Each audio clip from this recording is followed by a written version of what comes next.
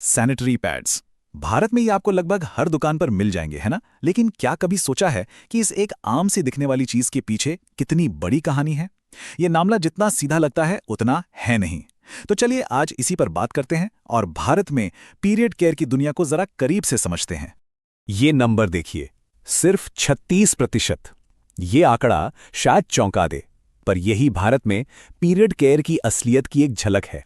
जी हाँ, मार्केट में इतने सारे ऑप्शंस होने के बावजूद भारत में पीरियड के दौरान सिर्फ 36% महिलाएं ही सैनिटरी पैड का इस्तेमाल करती हैं। अब ये सिर्फ एक नंबर नहीं है, ये एक बहुत बड़े गैप की तरफ इशारा करता है। एक ऐसा गैप जिसे भरने के लिए जागरूकता और पहुंच दोनों पर एक साथ काम करना होगा। और अब ये मामला सिर्फ सुविधा या पर्सनल चॉइस का नहीं रहा। हाल ही में भारत के सुप्रीम कोर्ट ने एक बहुत बड़ा फैसला सुनाया है। उन्होंने कहा है कि मेंस्ट्रुअल हाइजीन का अधिकार यानी मासिक धर्म में स्वच्छता का अधिकार एक मौलिक अधिकार है। ये हर नागरिक के राइट टू लाइफ का एक जरूरी हिस्सा है। तो इसका असल में मतलब क्या है? चलिए इस कानूनी बदलाव को थोड़ा और समझते हैं, क्योंकि इसमें भारत में महिलाओं के स्वास्थ्य से जुड़े पूरे सिस्टम को बदलने की ताकत है। देखिए, सुप्रीम कोर्ट ने सिर्फ घोषणा करके बात खत्म नहीं की, बल्कि एक्शन के लिए साफ साफ निर्देश भी दिए हैं। हर राज्य, हर केंद्र शासित प्रदेश और हर स्कूल, चाहे वो सरकारी हो या प्राइवेट, सबको ये पक्का करना होगा कि लड़कियों के लिए अलग और साफ सुथरे टॉयलेट्स हों। और इतना ही नहीं, क्लास 6 से 12 तक की सभी छात्राओं को मुफ्त में सैनिटरी पैड भी मुहैया कराने होंगे। ये सच में एक बहुत बड़ा कदम है जो सीधे सीधे लड़कियों की पढ़ाई और सेहत पर असर डालेगा। तो चलिए अब इस बड़ी तस्वीर से हटकर जरा प्रैक्टिकल बातों पर आते हैं। जब कोई बाजार में जाता है तो वहां किस किस तरह के सैनिटरी पैड मौजूद होते हैं? बाजार में आपको कई तरह के पैड्स मिलेंगे और हर एक का अपना एक खास इस्तेमाल है। जैसे पैंटी लाइनर्स बहुत हल्के फ्लो या स्पॉटिंग वाले दिनों के लिए बेस्ट हैं। रेगुलर पैड, जैसा कि नाम से ही पता चलता है, सामान्य दिनों के लिए हैं। ओवरनाइट पैड्स रात में या हेवी फ्लो के दौरान एक्स्ट्रा प्रोटेक्शन देते हैं। और हाँ, जो लोग पर्यावरण को लेकर फिक्रमंद हैं, उनके लिए रियूजेबल पैड एक बहुत अच्छा ऑप्शन है, क्योंकि इन्हें धोकर दोबारा इस्तेमाल किया जा सकता है।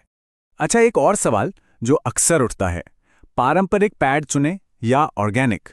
देखिए, पारंपरिक पैड्स में अक्सर प्लास्टिक और फ्रेग्रेंस वाले केमिकल्स होते हैं, जो कुछ लोगों की स्किन के लिए दिक्कत पैदा कर सकते हैं। दूसरी तरफ ऑर्गेनिक पैड कॉटन या बैम्बू जैसे नेचुरल फाइबर से बनते हैं। ये बायोडिग्रेडेबल होते हैं, केमिकल फ्री होते हैं और ज्यादा हवादार भी, जो उन्हें सेंसिटिव स्किन के लिए एक बेहतर चॉइस बनाता है। तो फिर सही पैड चुनें कैसे? 4 बातें हैं जिनका ध्यान रखना बहुत जरूरी है। पहला, एब्जॉर्बेंसी यानी सोखने की क्षमता, ये फ्लो के हिसाब से होनी चाहिए। दूसरा, लंबाई और आकार, रात के लिए लंबे पैड बेहतर कवरेज देते हैं।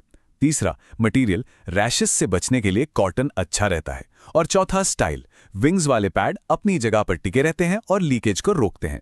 चलिए अब इसके इस्तेमाल के तरीके पर आते हैं। सैनिटरी पैड को इस्तेमाल करने के लिए एक सीधी और सरल गाइड। सैनिटरी पैड का इस्तेमाल करना वैसे बहुत आसान है।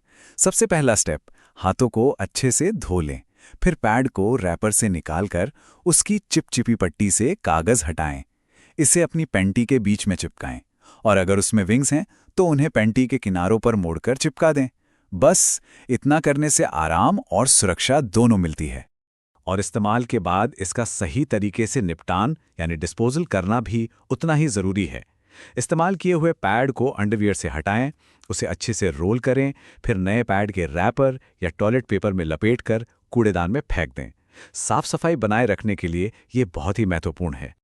और हाँ, एक नियम जो सबसे जरूरी है और जिसे कभी कभी भी नहीं तोड़ना चाहिए, सैनिटरी पैड को टॉयलेट में फ्लश बिल्कुल ना करें। ऐसा करने से ना सिर्फ ड्रेनेज पाइप्स ब्लॉक हो सकते हैं, बल्कि हमारे पर्यावरण को भी बहुत नुकसान पहुंचता है। तो याद रखें, इसे हमेशा कूड़ेदान में ही डालना है। अब आगे बढ़ते हैं और ये देखते हैं कि पैड बदलने की टाइमिंग का हमारी सेहत से क्या सीधा कनेक्शन है। एक्सपर्ट्स की एक बिल्कुल साफ सलाह है, फ्लो चाहे कम हो या ज्यादा, हर 4 से 6 घंटे में पैड बदलना जरूरी है। तो सवाल ये उठता है कि अगर कोई पैड को समय पर नहीं बदलता है तो उसके स्वास्थ्य पर क्या असर पड़ सकता है? देखिए, समय पर पैड न बदलने के नतीजे गंभीर हो सकते हैं।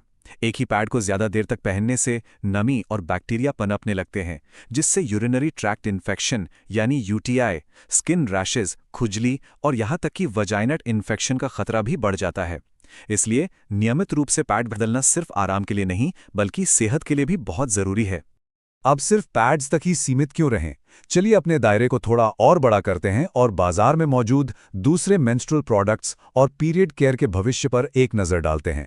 सैनिटरी पैड के अलावा भी कई विकल्प मौजूद हैं, जैसे टैम्पोन और मेंस्ट्रुअल कप। ये दोनों ही इंटरनल प्रोडक्ट्स हैं। टैम्पोन फ्लो को सोखते हैं, लेकिन इनके गलत इस्तेमाल से टॉक्सिक शॉक सिंड्रोम यानी टीएसएस का एक छोटा सा रिस्क रहता है।